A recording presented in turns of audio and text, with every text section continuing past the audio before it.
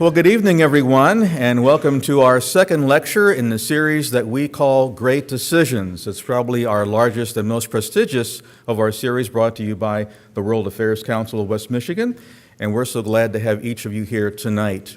My name is Gary Houck from Montgomery Community College. It's also my pleasure to serve on the planning committee for this series. We're glad that you're here tonight. How many of you are students or faculty or staff members at one of our university or college members? All right, good. Quite a crew tonight. Individual members of World Affairs Council. Can I see your hands? All right, number. How many would like to be a member of World Affairs Council? All right, we've got a deal for you tonight. You paid $10 to come in. But if on your way out you join us for $10, then every subsequent lecture will only cost you $5. You only pay half price. So we'll have our staff at the table in the foyer as you leave, so please feel free to stop by and sign up. We'd be happy to have you join with us. While you're there, we also are selling tonight the Great Decisions textbook for this series. It's a great tool. It's got a very fair and balanced synopsis of each of our 8 topics and a rich list of resources at the end as well. $20 outside, also at the table. Our sponsors tonight are Warner, Norcross, and Judd, and also Montcalm Community College. Do we have some reps here from Warner, Norcross, and Judd in the room? All right, let's say thank you to them. Appreciate their involvement in making this a very special night for us. And now it is my honor to introduce to you our special guest speaker tonight. Cleo Paskal is no stranger to us. She has at least Skyped a couple times to our company leaders in the area, and for you who have heard her, you know that we're in for a treat. And you'll have your thinking turned upside down tonight. When we think of the environment, we normally think of our impact on it, but tonight, her focus will be on the impact of the environment on us. And we certainly have seen that in the last few weeks with our sub-zero temperatures and record snowfalls and how that impacted school closures and our businesses in a wide variety of ways. 92 inches so far this year in Grand Rapids, when our annual average is normally around 74.9. Incredible. And of course, we're aware of the Thames flooding over in the Great Britain area, and we're told that that's the worst since they began records back in 1766. So things happening all around the world tonight. And who better to address that issue than Cleo Paskal? She's a fellow at the Chatham House in London, associate fellow at Chatham House in London. She's also a consultant for the U.S. Department of Energy. She's on the adjunct faculty at the Manipal University in India. She's also an awarded journalist and author, and speaks literally around the world. She's going to, is it Oman next week? Yes. Where are you? There you are, yes. After you go to D.C. for a while. So she is trekking across the world talking about these amazing concepts. I have actually a book. One of her books is called Global Warming, kind of a play on words for global warming. And we have copies of this for you if you wish to purchase one. They're normally $27. Tonight they're $10 to you, and you have the author here to sign it for you. We'll have a table set up afterwards for you to get this book autographed, Global Warming by Cleo Paskal. So I think that's all I need to say. I will get out of the way. At about 10 till 7, we'll break for questions and for answers, and at that time you can make your way to one of the mics, and we'll proceed from there. Please help me give a very warm West Michigan welcome to our special guest tonight, Cleo Paskal.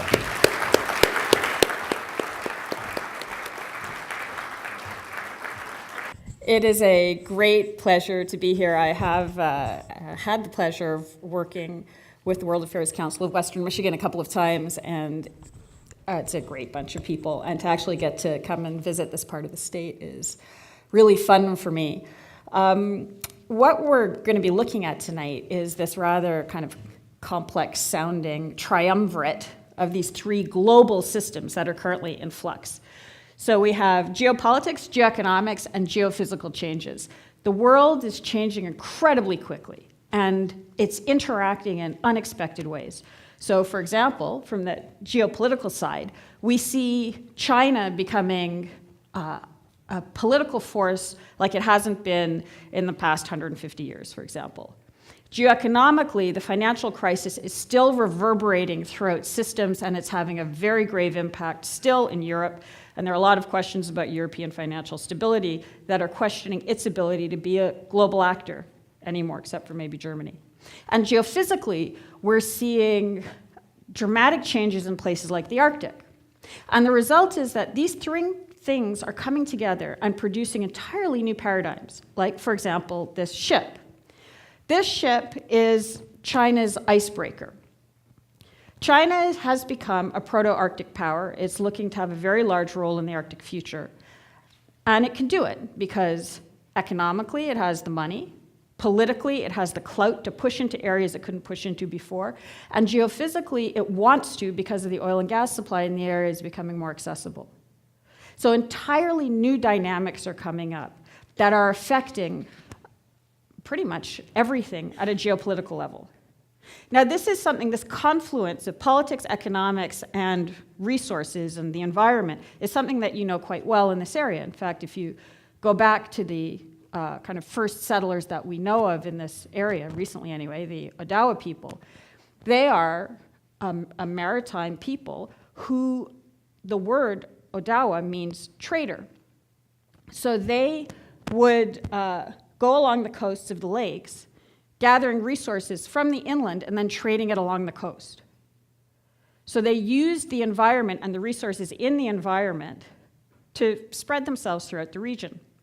And the result was that when the next group came in, the French, they piggybacked onto that economic system and expanded it to their own advantage, which was to get the resources not just into the region but out to Europe. So again, you have sort of the economics and the politics coming together to use the resources in a way that's beneficial for that group. And in fact, this presence, this French presence, is one of the reasons why this college is here. It's also one of the reasons for the name of Grand Rapids. The word grand in Grand Rapids comes from the French word la grande rivière. So this is still here. This is still part of your history. Moving a little further along in time, you can actually see, I'm from Montreal.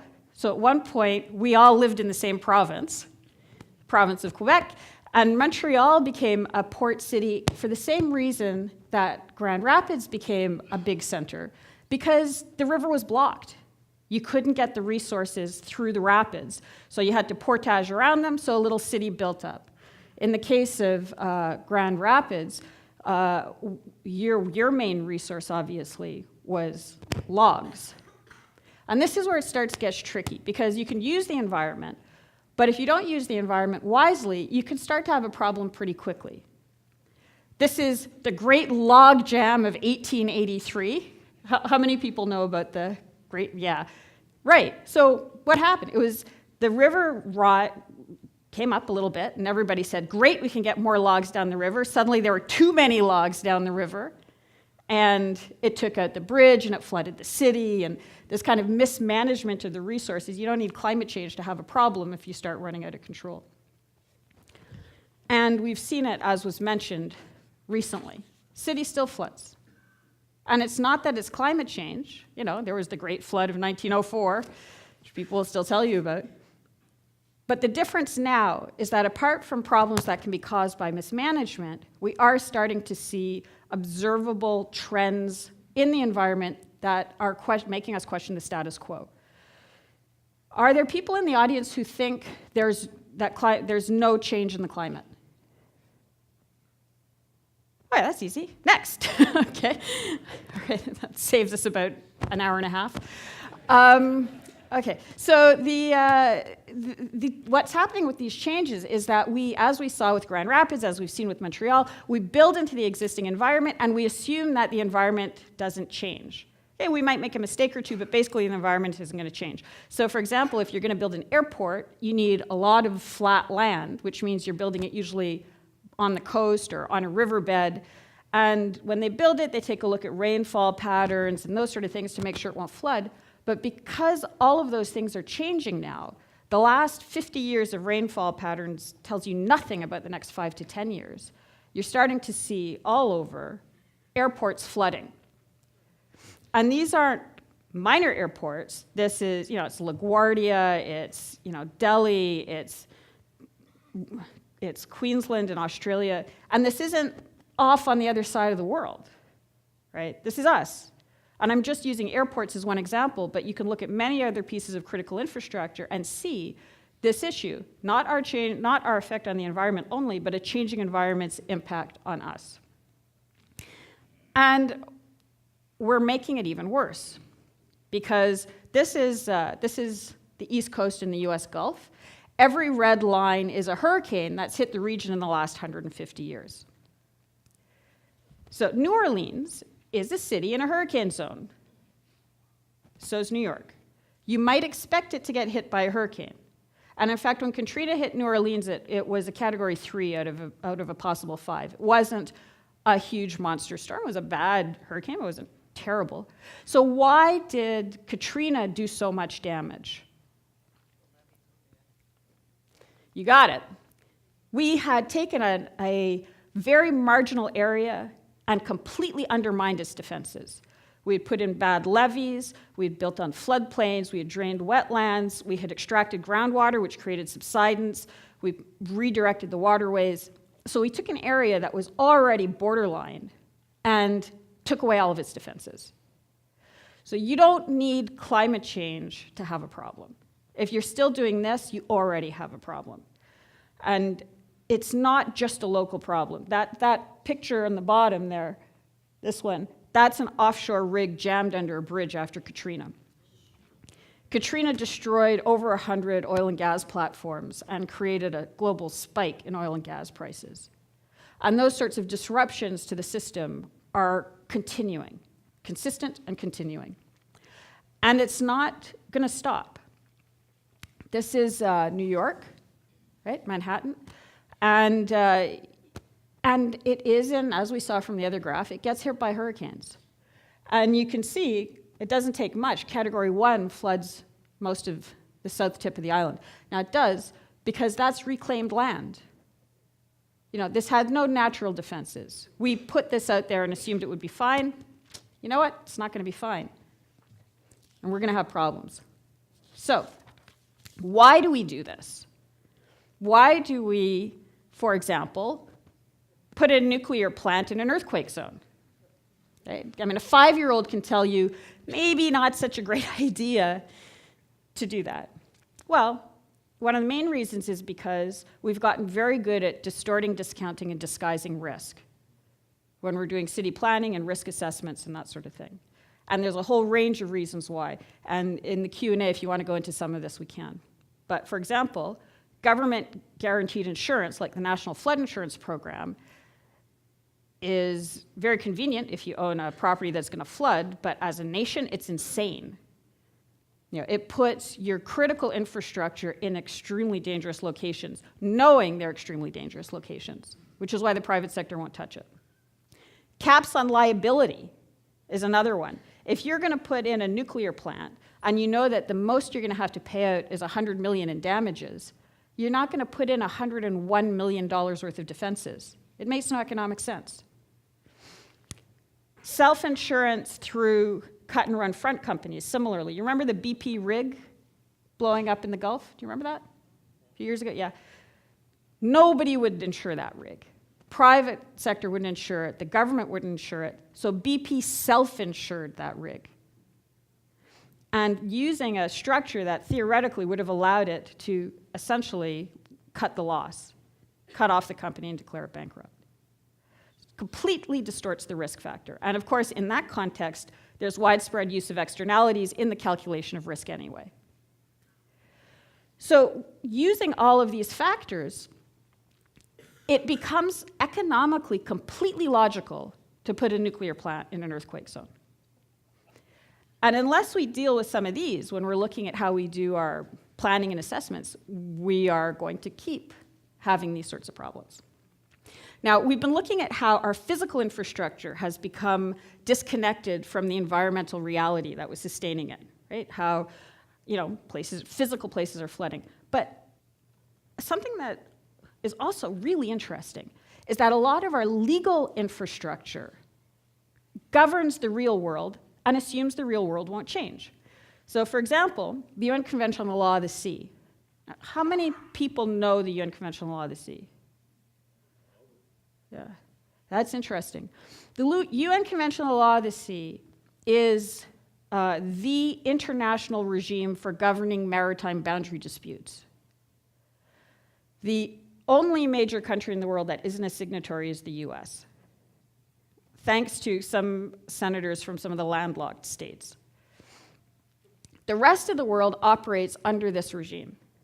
And the basic premise of this regime, for the use of tonight's discussion, to make it easy, is if you have a nice rectangular country, you get a 200-mile exclusive economic zone off of that. So for 200 nautical miles, the fish are yours, the seabed rights are yours.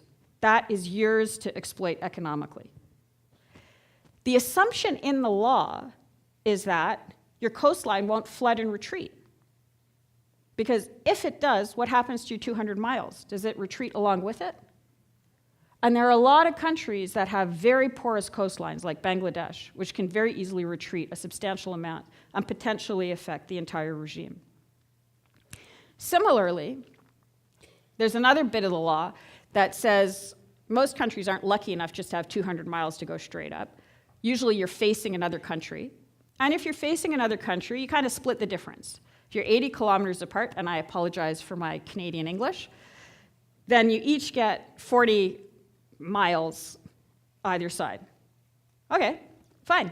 So what happens if half of it goes? Does the equidistant point shift over? Now, this is not abstract. Let's take a look at the US-Cuba maritime border. The US is not a signatory to the UN Convention on the Law of the Sea. Therefore, it has a bilateral agreement with Cuba that's renegotiated every few years. The border is determined on the equidistant premise. This is the border. Okay? Here's Cuba. Cuba is relatively mountainous. As a Canadian, I can go there for beach holidays. I can tell you, very nice place, high mountains. The Florida side of the border, this is the equidistant point, is the Florida Keys. Okay, who's been to the Florida Keys? Very lucky people. It's a very beautiful place, and it's basically a sandbar. So it's not going to take a lot of heavy storm activity or sea level rise to potentially have to abandon some of the keys. So the question then becomes, okay, this is all hypothetical, but it's a way of thinking through some of these problems, right? So if some of the keys go, what do you have here? What's there? The Everglades, right, which is already underwater, right? So technically, if you're moving, if you know, this goes under, parts of this goes under, your border shifts up, does your equidistant point move as well?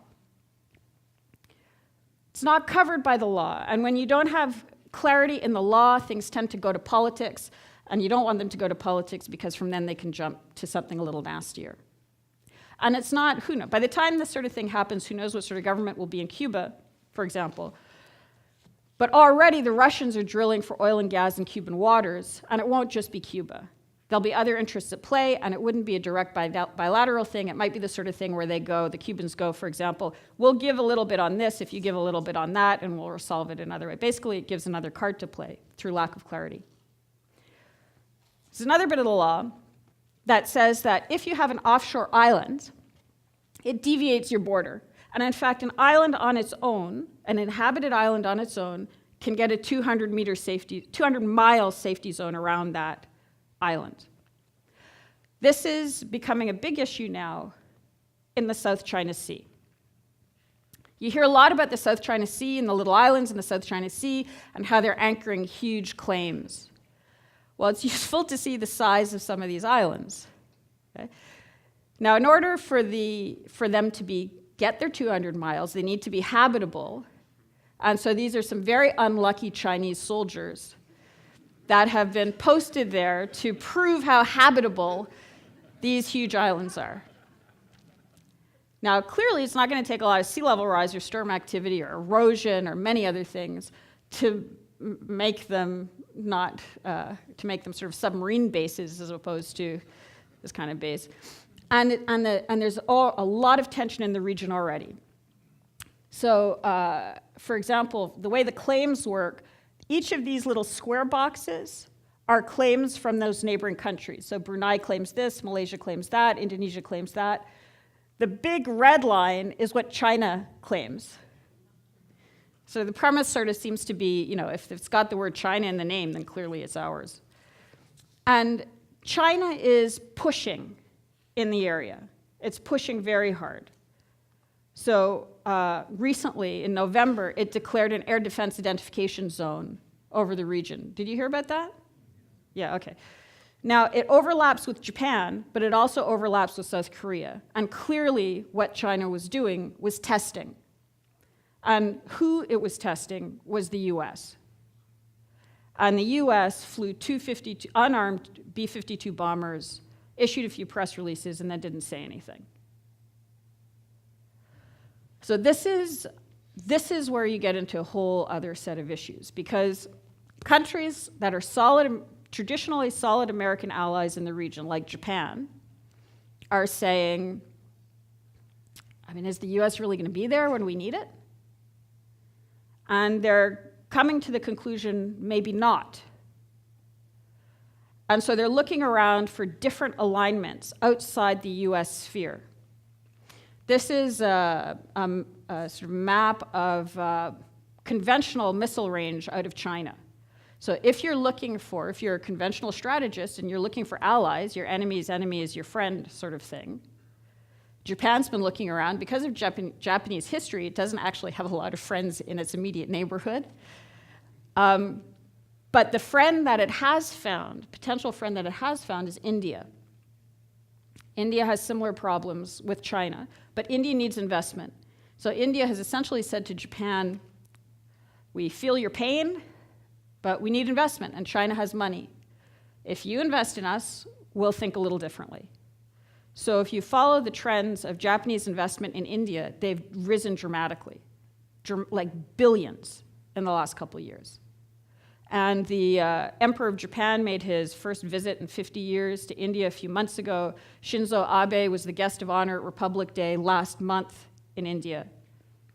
So the lack of, this is a very key point, lack of US engagement doesn't now just means people are rearranging without the US. The US doesn't come into the conversation anymore.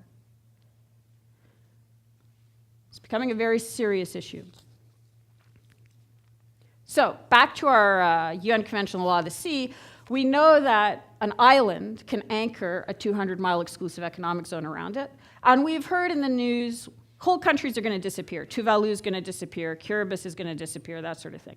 And they are countries, they're atolls, so they're this sort of elevation, maybe 6 feet above sea level. And it doesn't take 6 feet of sea level rise to wipe them out. All it takes is salt water getting into the groundwater. That'll kill the vegetation. The vegetation is what's holding the sand in place. A few big storms, and it becomes uninhabitable. So what happens if Kiribati needs to be evacuated or Tuvalu needs to be evacuated? This was the question, does it legally cease to exist as a country? Does it lose its seat in the UN? Do the waters become international waters? We think of them as small countries because they have very small populations and small landmass. But we know one little dot gets 200 miles. So when you look at an exclusive economic zone map of the Pacific, you see that a country like Kiribati, independent country, the whole thing, has a whole complete population of 100,000 people.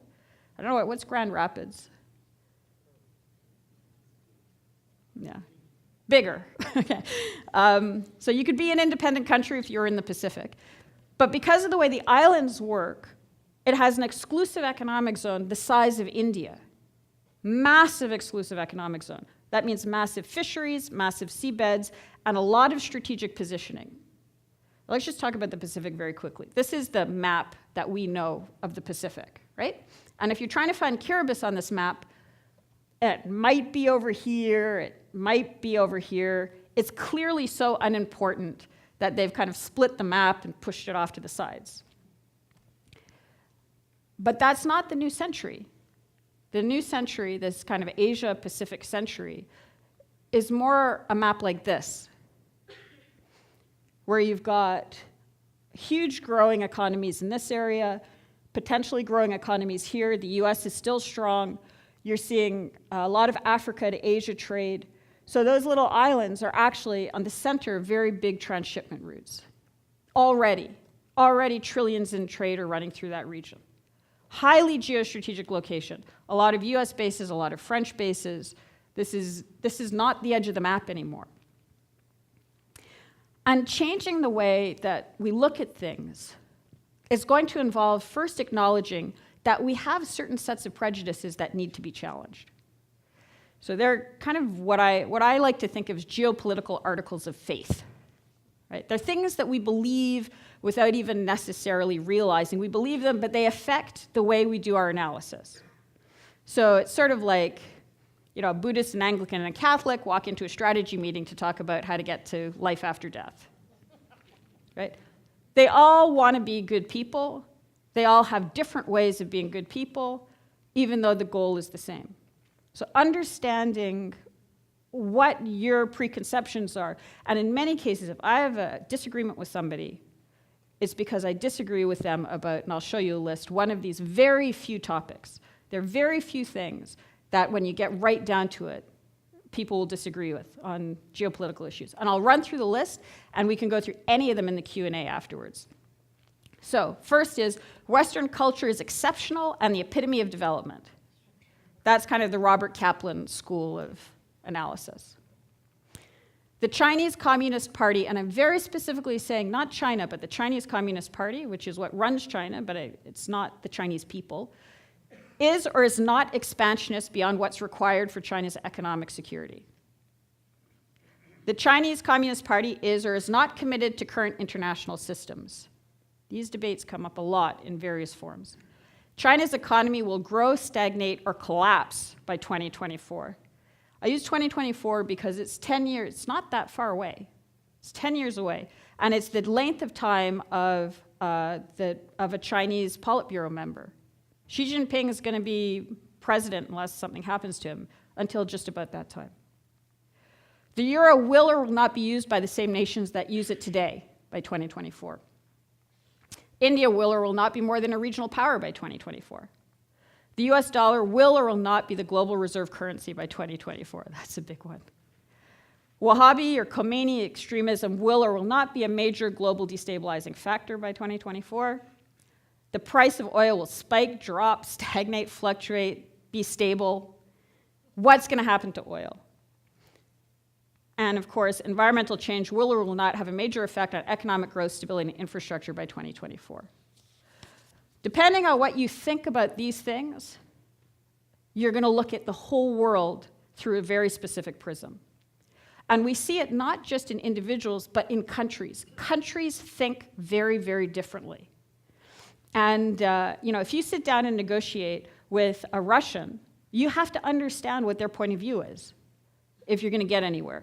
And there's a really interesting WikiLeaks document that summarized an exchange between Gazprom's director of foreign relations and the US delegates on what were Gazprom's corporate priorities. This is September 19th, 2008. Does anybody know what happened about a week before that? Lehman Brothers collapsed. Okay? So the Western economic system is teetering on the brink, and you have American corporate interests going to Moscow to ask Gazprom what their corporate interests are, corporate priorities are. So the Russians said, our corporate priorities are to fulfill the gas needs of domestic, industrial, and residential consumers, and to fulfill social obligations, which include a variety of, in effect, charitable projects in the country. Basically, we're going to use the gas, at least in part, to keep our population quiet and happy. So the Americans said, yeah, but you're a corporation, right? So what about maximizing shareholder value? And the Russians said, oh yeah, I forgot, actually, we have another priority, and that's maximize control over global energy resources. So if you have a policy like that, sometimes it's contained to just one sector, sometimes it's not, sometimes it's an outlook. And if you look at Russia's food policy, for example, you see the same thing. In 2010, this is before the fires, Russia declared a national food security doctrine where they said, for example, 95% of all grain eaten in the country would be produced in the country. And what that meant was when they had fires that summer, they banned all wheat exports, which created a ripple effect that led all the way through to Tahrir Square. And they said very bluntly, foreign trade policy must be developed in compliance with the food security criteria. This is not WTO. This is a whole different way of interacting with the economy. In effect, they're saying food, a bushel of wheat isn't a commodity, it's a strategic asset. And we're going to treat it like that. So it's capitalism, but not quite as we know it.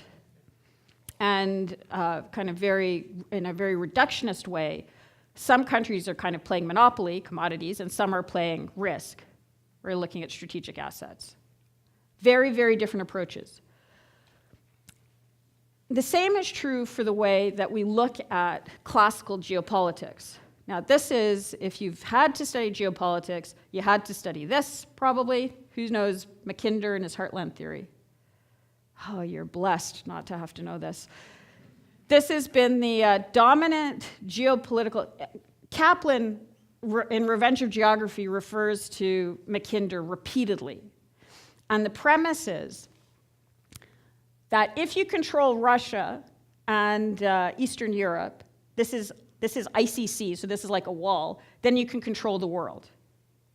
Okay? This is still the dominant strategic outlook in a lot of the world. Now compare this map of that region to the new Chinese map of the Arctic.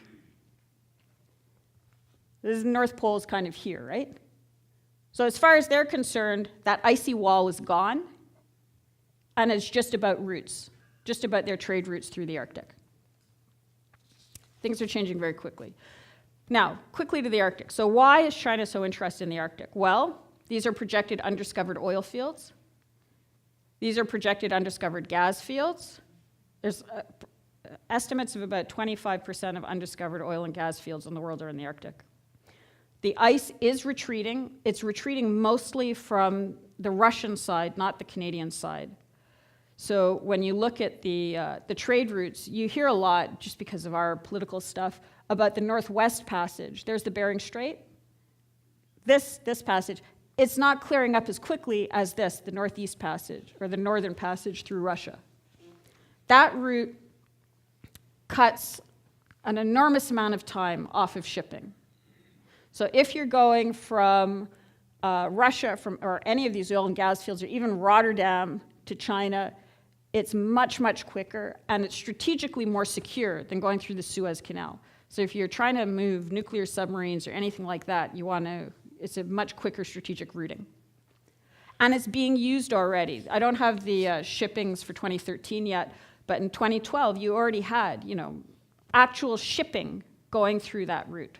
This is now, this isn't a projection. And China is very actively positioning itself in the Arctic. So it has research bases in the Arctic and the Antarctic. It has observer status in the Arctic Council. It has one icebreaker, but it has another on order. It's building the biggest embassy in Iceland. It has a free trade agreement with Iceland. It's increasing visits to the Faroes.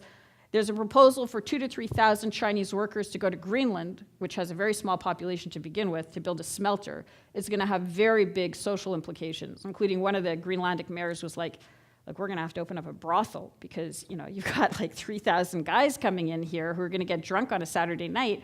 And if we want to regulate this in any way, that's just what we're going to have to do. Very socially destructive. There's also a large number of Chinese nationals working in Siberia, estimated 2 to 3 million, which the Russians don't like, but they have a population problem, so they don't have a choice. And it's even getting to the point where China's actively courting Canadian Aboriginal leaders. So in 2008, China invited 25 Canadian Aboriginal leaders to go to China. And what they said was very interesting. The leaders said, Chief Helen said, Canadian Aboriginals own or control about a third of Canadian landmass, and they went to Beijing to tell China that Aboriginal Canada was open for business. China is very good at this. Not bilateral relations, but sublateral relations. They find a disaffected group within the country. Canadian Aboriginals have been very badly treated by the Canadian government, and they try to work with them. It helps destabilize that other country, and it gives them an access that they might not have had otherwise. Chief Hudson said that the trip was an important step for us in moving forward. Our future is not only in Canada, but in partnering with other countries. They're doing this in Canada. You can be sure they're trying to do this in Alaska and all sorts of other places. They're very, very good. So, China's foreign policy gets the 3 Geos, how the world is changing, more than most, and it has a long-term plan for how to maximize its interaction. This is China celebrating International Polar Day. No snow on the ground. So, it's good to plan long-term, definitely good to plan long-term, and the US has a very difficult problem planning long-term because of its political structures, which we can talk about. But just because you have a long-term plan doesn't mean the plan is any good. And I don't want to leave you with the impression that sort of China is this kind of incredible, the Chinese Communist Party is this incredible genius organization that's figured everything out and we have no chance or no hope or whatever. And part of the problem that China has comes back to these sort of articles of faith, these ways of looking at things. And you see it very clearly in their engineering projects. So they're currently building one of the largest hydro engineering projects in the world, which is a canal to bring water from the south. It's actually a series of canals from the south up to the north. You'll, of course, be able to see it from space because it's China. Now, there are a lot of problems with the canal, and the problems stem from the ideology. So this is a quote from one of the engineers involved in building the canal. He said, "I don't feel we're conquering nature. We think nature itself isn't very fair. God isn't fair. Why is that? He's given southern China so much water, but given the north so little. It's good land, nice flat land up there, but it's got so little water. So we say, as God isn't fair, we're trying to balance out God's unfairness." So as King Canute could tell you, this sort of stuff does not work out very well. And they are starting to have problems, serious problems. So who's been to Shanghai? Ah, nice, good. So the word Shanghai actually is composed of 2 pictograms, which mean above the sea. And if you've been to Shanghai, you know there's an awful lot of sea around Shanghai. And as the word implies, you know, you'd have to be standing there. There's a lot of sea, and you go, you see that bit over there, that bit that's not the sea, that bit that's above the sea, that's Shanghai. And if you look at a map, a satellite map, you see that physically, Shanghai is a lot like New Orleans. It's in an active delta. It's subsiding. It's in a typhoon pathway. They've put in all sorts of redesign of whatever levee systems they have. And they have problems, consistent problems. This list is too small to read, but it's a list of evacuations from the Chinese coast between 2005 and 2013, each of which has at least 100 or 200,000 people in it. They consistently have to evacuate the coast. You don't hear it.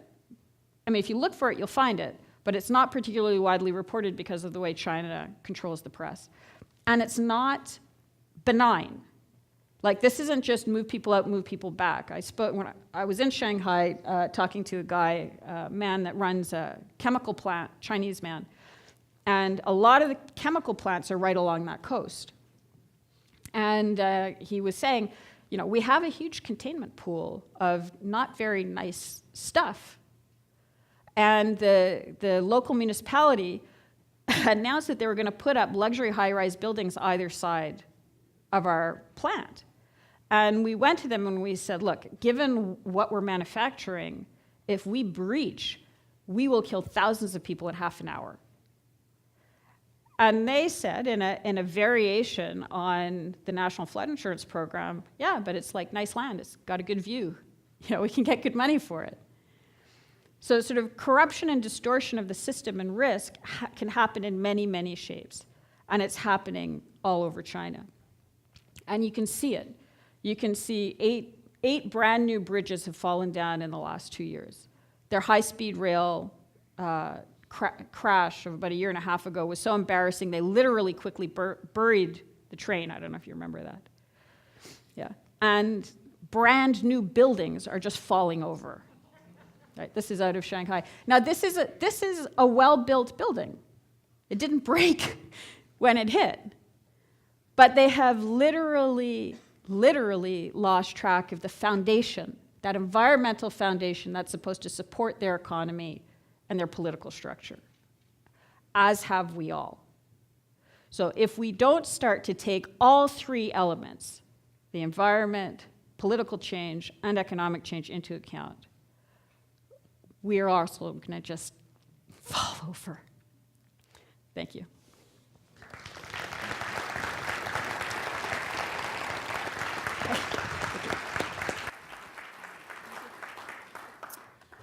Thank you, Cleo. Wow, a lot of incredible information for us to digest and to process. And while we have folks coming down to our microphones, Cleo, a question that I would have for you is, with the opening of the Arctic, what do you see as the potential of Russia either coming into North American waters or changing the boundaries around that Arctic zone?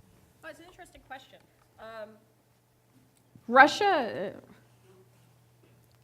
this is an element of the Arctic that's not often discussed, is as the ice is retreating, obviously because of increasing temperatures, and the way it works is you get global average temperature rises, right? So you say it might go up 0.5 degrees, but it tends to extreme at the poles. So the average temperature rise in the Arctic is much more extreme than what you get in the equatorial belt. So the Arctic has been warming a lot faster, which is why you can see these impacts so much quicker. And so the same phenomena that's thawing the ice is also thawing the permafrost. So a lot of the infrastructure in the Arctic is built right onto the permafrost, including the Alaska pipeline, a lot of those Russian oil and gas pipelines, that sort of thing. So as that thaw happens, your onshore infrastructure becomes increasingly compromised. And in that context, there were discussions. Russia wanted very much to come in and use the port of Churchill, Manitoba, as an entry point into North America. So they would ship through the Arctic. Is it worth getting a map? Oh, okay. Through the Arctic and then down Hudson Bay into Churchill, and that would give it access to the North American rail network. And that was very actively promoted, both by Canada and by Russia. I think there was a blockage put on it in part for political reasons by our colleagues south of the border. But regardless, it wouldn't have worked because the only access into Churchill is a railway, and that railway is on permafrost. And already it's so unstable in the summer, it can only go about 10 miles per hour, and it frequently derails. So looking at the actual physical components of the effect give an idea not just of people's aspirations, but what's actually possible. And I'm not quite sure what's actually possible. The flip side of that is we've had, as you know, I'm Canadian, we have had some very peculiar incursions into the Canadian Arctic. We don't have the facilities to monitor the Arctic. And one of the incursions that we had was a Russian transport plane landed in the Yukon and picked up a helicopter and left. We have no idea who was on the helicopter. We have no idea who was on that transport plane. And apart from shooting it down, there's not much we can do. So the state to state, I don't, Russia may try to come and use the ports down through the St. Lawrence. It may try to get into Churchill. It's going to run into infrastructure problems. But because that barrier has gone, all sorts of other undesirable things like smuggling and all that kind of stuff become easier.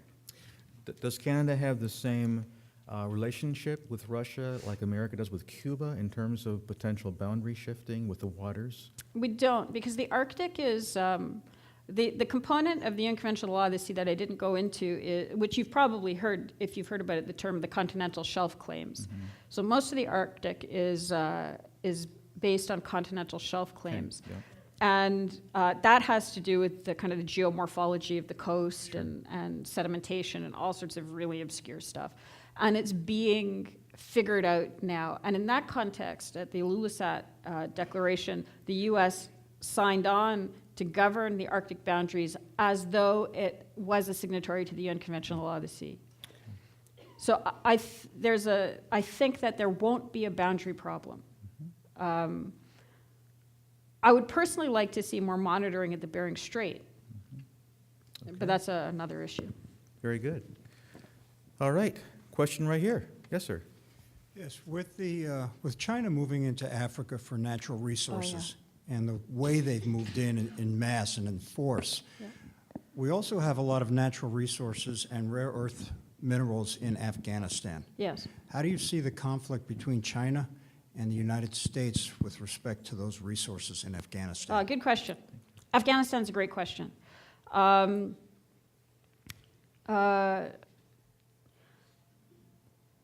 lot depends on what the U.S. is going to do in terms of trying to continue to guide Afghanistan's future.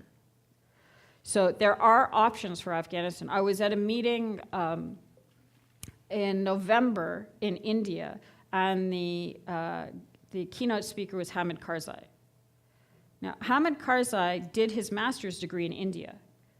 And in the city that we were in, Pune, there are over 4,000 Afghan university students.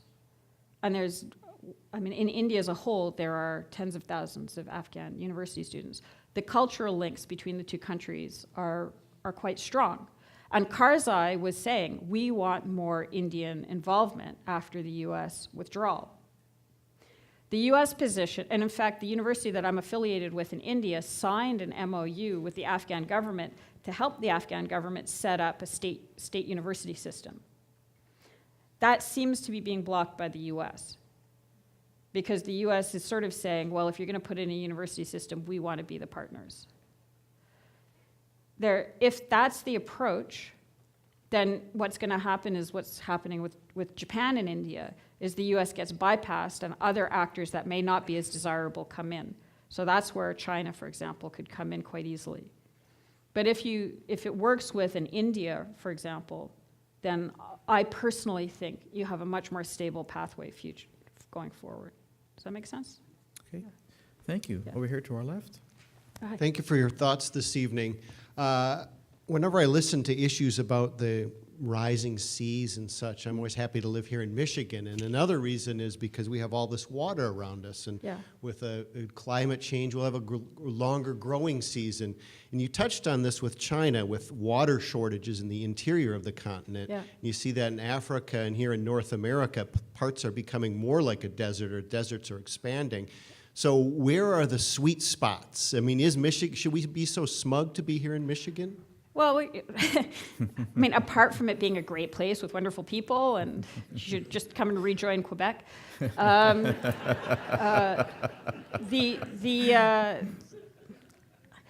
problem is that we, as you saw from the very first slides, we have built our infrastructure into the existing environment. So any change to the environment is, per force, going to be a problem. Not because the environment is problematic, but because we built for a different set of conditions. So if in the adjustment process, for example, Calgary flooded, and the mayor of Calgary said, we'll pay insurance to the houses that flooded, but only if they move to a better location.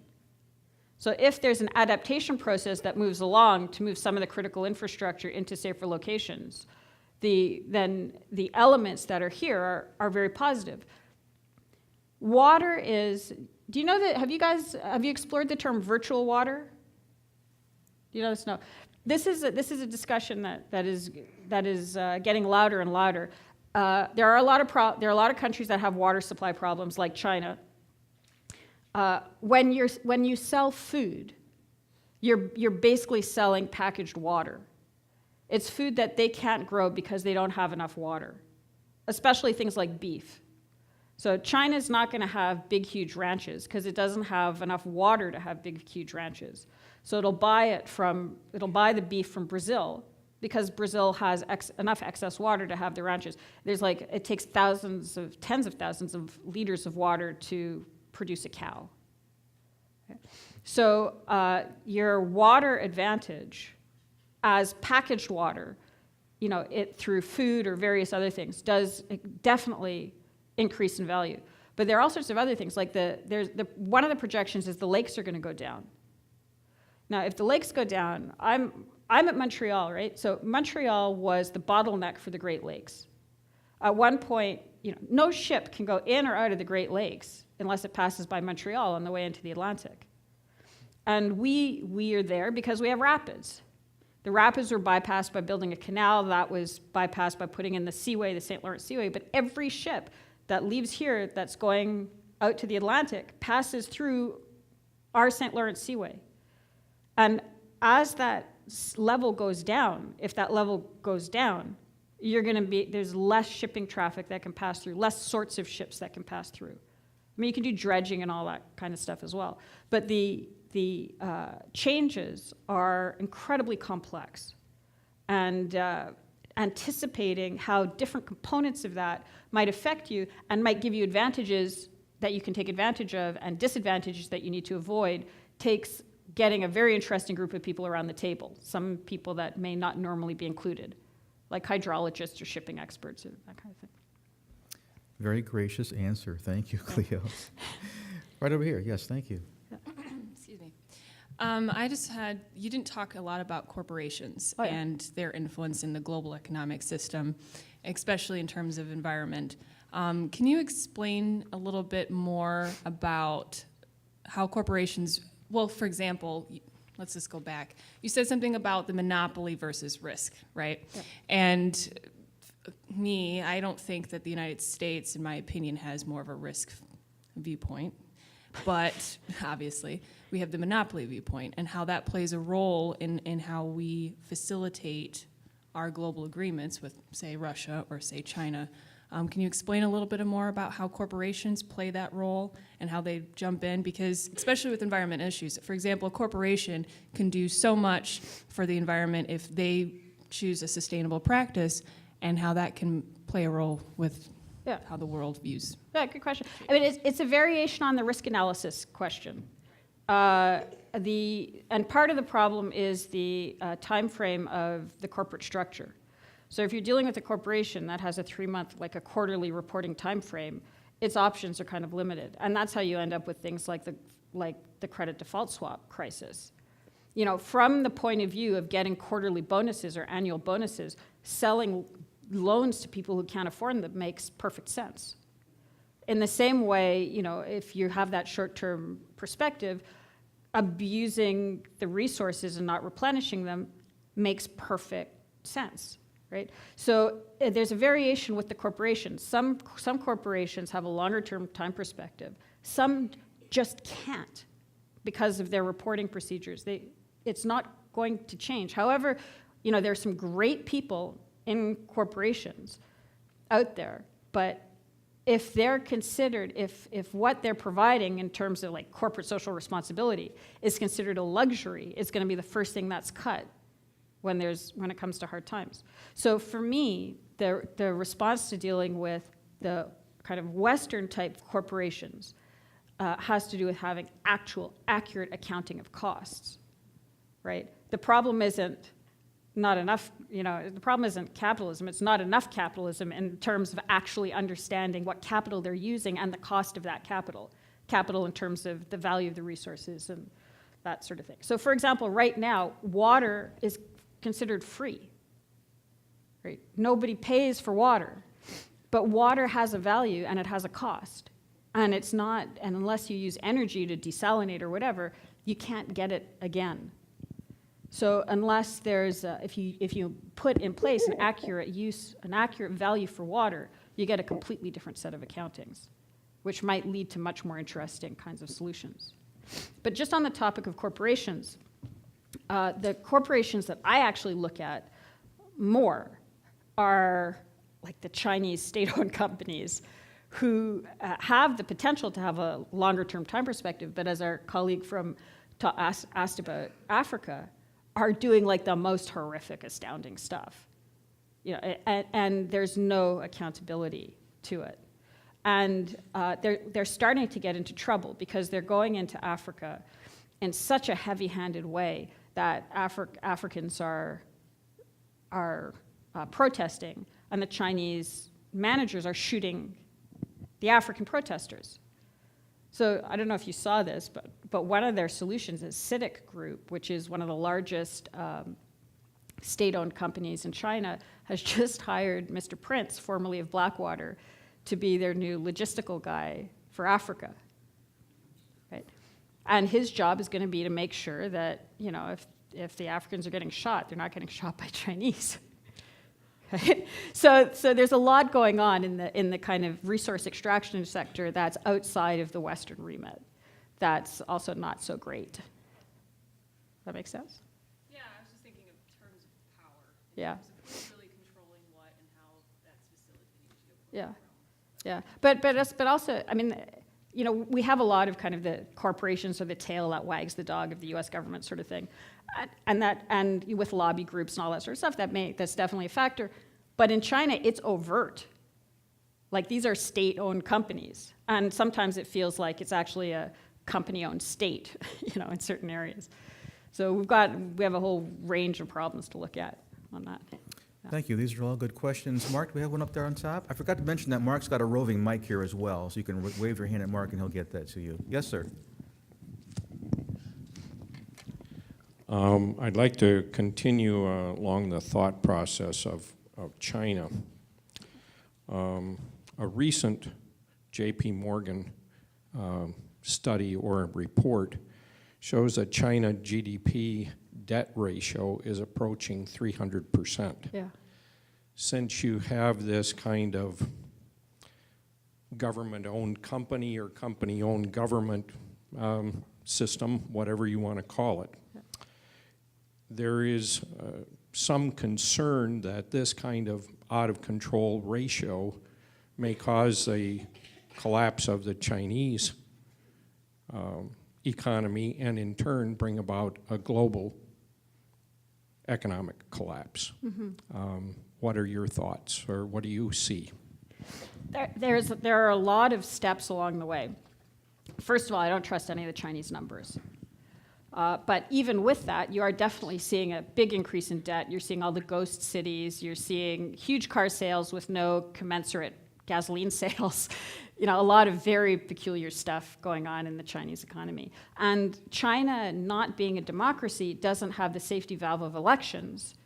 And it's such a heavily controlled country in terms of, say, one-child policy, that their justification for existence is growth. And if they don't deliver growth, the party has a problem. But there are two other components. One is, if you have Chinese friends, especially older Chinese friends, the memory of the Cultural Revolution is still very strong. And the fear of chaos is, people know people who die, starve to death, sent to, you know, they don't, chaos, you know. And the question is, okay, if the party collapses, what could replace it? And the only other national level organization is the military. And of course, there's a lot of linkages. So Xi Jinping is both in the party and in the military. So if things get really bad, you know, can you almost do like BP's cut and run front company, and the military says, we're going to come in and clean up corruption. We know they've been bad, but you know, whatever. And so from a strategic perspective, the idea, there's a big debate, I didn't put it on the list, of whether a strong China or a weak China is better for global security. Because the other thing that they're going to do, and they're already doing now, is if they start going down, they're going to whip up nationalism. Nothing unites the country like a little bit of nationalism. So it's the questions are great questions, and I don't know what the answer is. We're in an incredibly volatile time. But asking the questions is really important. We don't just want to blunder into something because we didn't think about it. Okay, thank you. Right here? I'm sorry, you got a question? I got one question that was text. texted Okay, in. What geopolitical doctrine has the most potentially disruptive impact on the U.S.?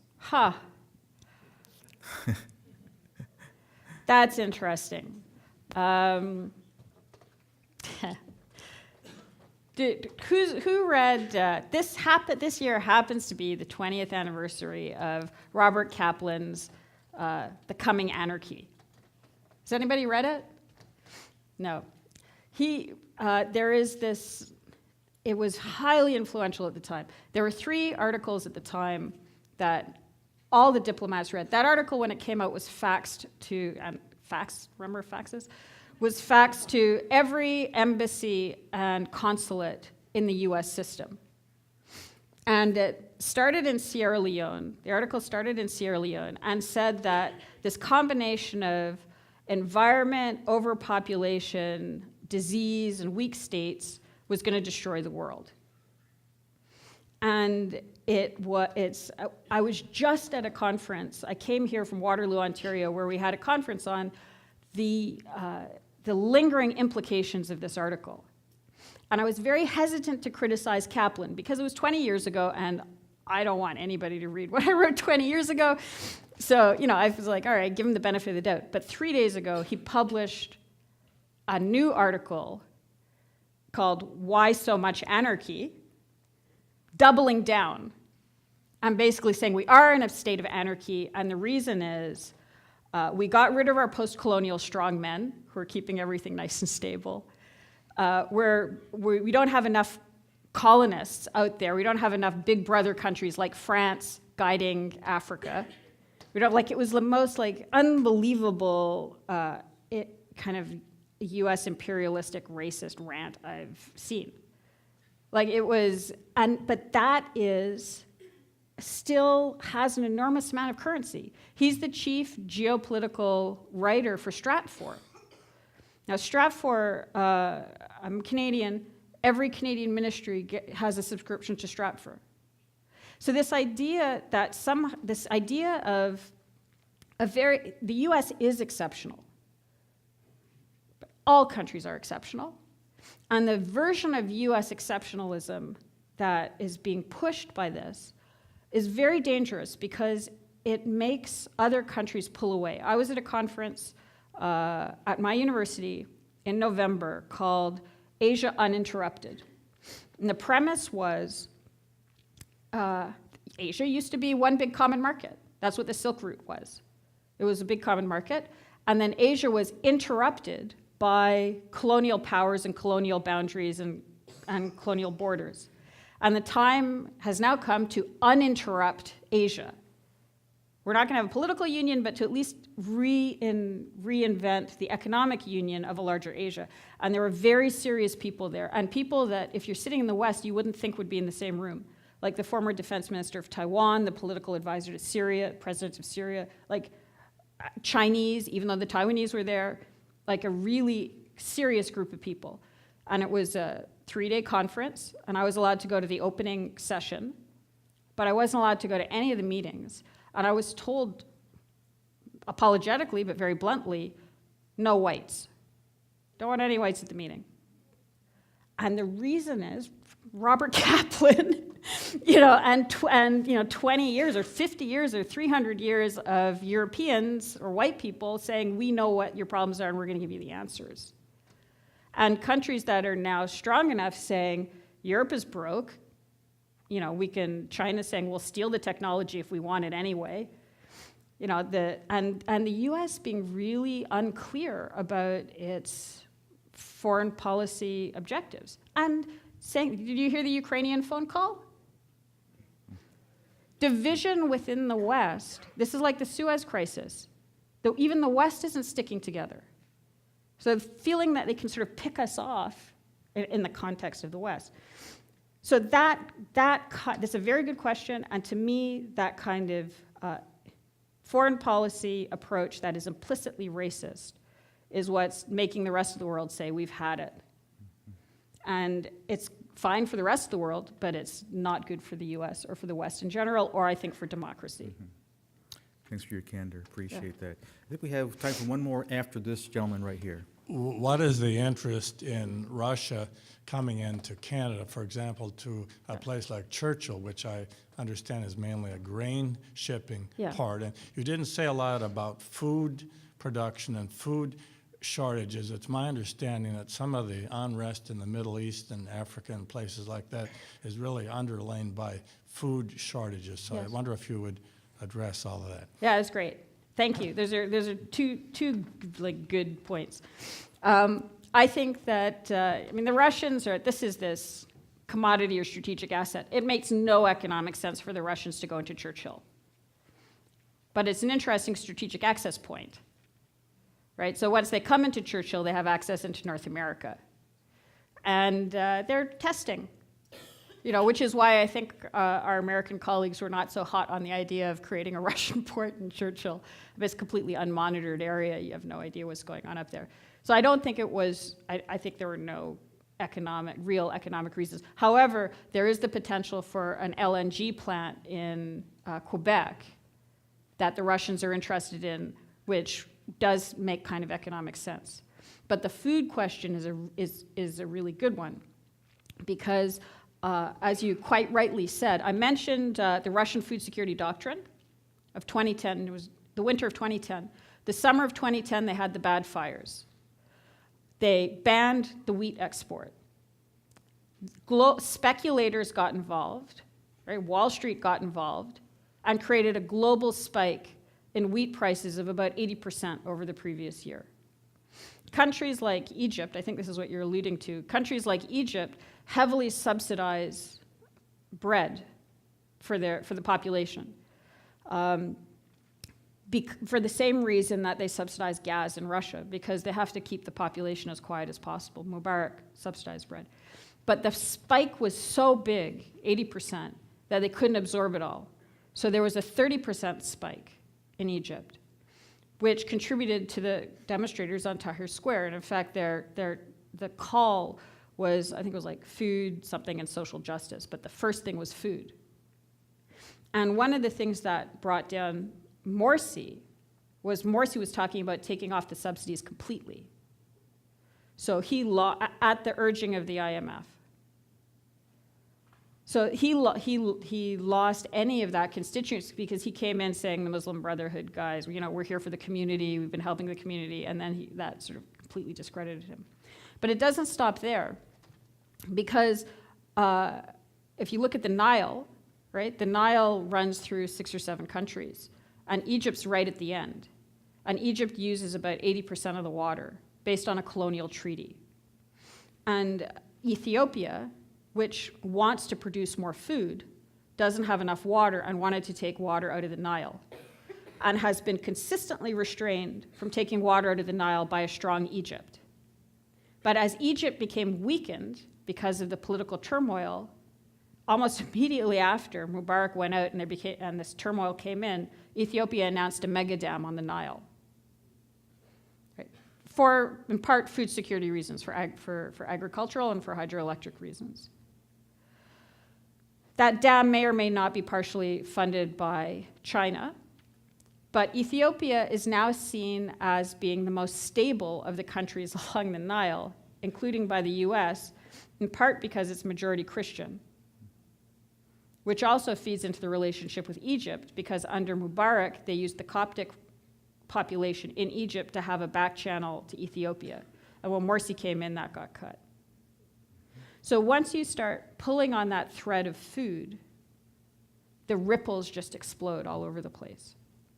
And one of the things that I've talked to people in my country about is, if you want a solid strategic relationship with another country, right now, it's not about bases. It's about guaranteeing a certain amount of food at a certain price over a long period of time.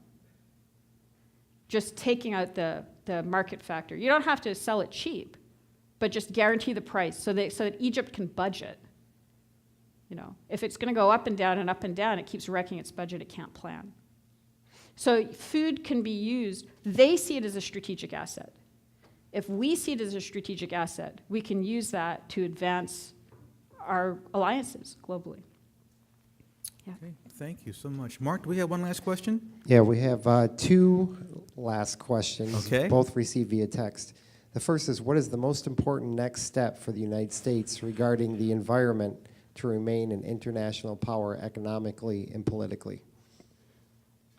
Accurate calculation of risk. Bring in the insurance sector, bring in the city planners, the problem is very fundamental. The NIC put out an estimate that that National Intelligence Council, that they're a little bit fuzzy on the numbers, but there are a substantial number of US military bases that are at risk of flooding.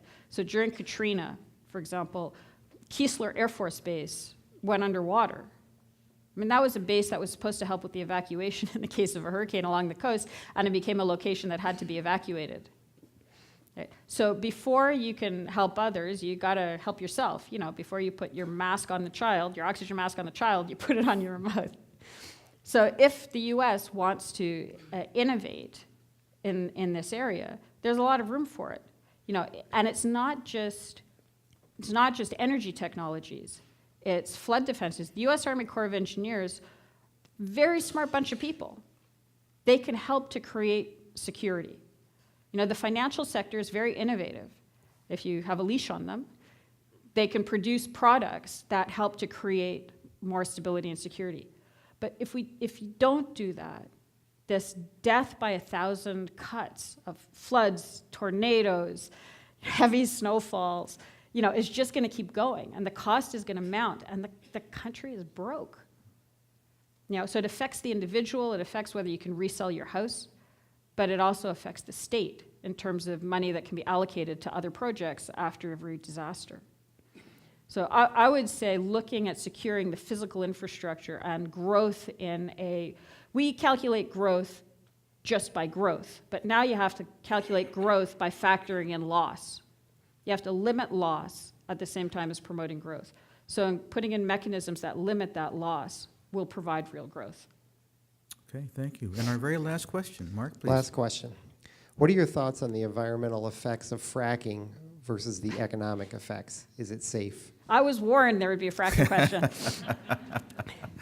I'm not a fracking expert. And the other question I was warned about, which you didn't hit me with, was the oil sands. You're being very polite. My concern about fracking ties into the question we had before about water and some of the other issues. I'm not sure there's been I think an energy independent U.S. would be very helpful, okay? And there are, I was at the Munich Security Conference, and they were talking about energy issues, and the German minister said that U.S. fracking, success with fracking and low gas prices is the greatest threat to German industry in the world. Okay? So there are a lot of different ways of looking at it. If the U.S. has low-cost energy and can manufacture affordably, then you know, that would be helpful for the U.S. This isn't the only energy, and I'm not so sure it's low cost. So if you factor in lost water, for example, potential seismicity, there's been a lot of opacity around the techniques involved. And maybe there's no reason for it. You know, let us see. Just let us find out what's going on and do an accurate economic assessment. The other thing is that the U.S.'s entire energy system is distorted by subsidies to the oil and gas sector. So it's not a true economics, it's really distorted.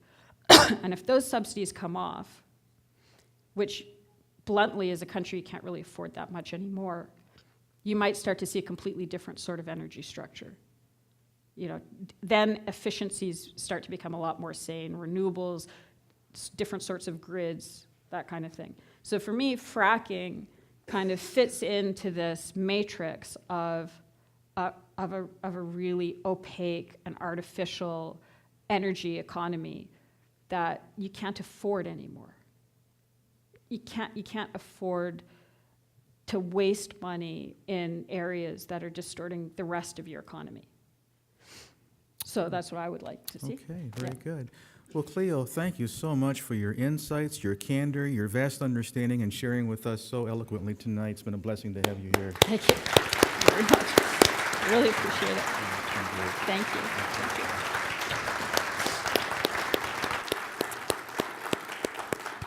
And we have a book table set up in the foyer, and again, we're going to make this available to you for $10, Global Warring. If we're going to let you go ahead and leave right now so you can get back there to shake some hands and sign some books. A reminder before you leave, folks, that next week we're going to have, out of Africa, a very unique discussion, a panel discussion on what the water insecurity and food shortage there is doing to us. So you want to come back for a very gripping conversation on that next week, same time, same station. Be warm, drive safely. Take care.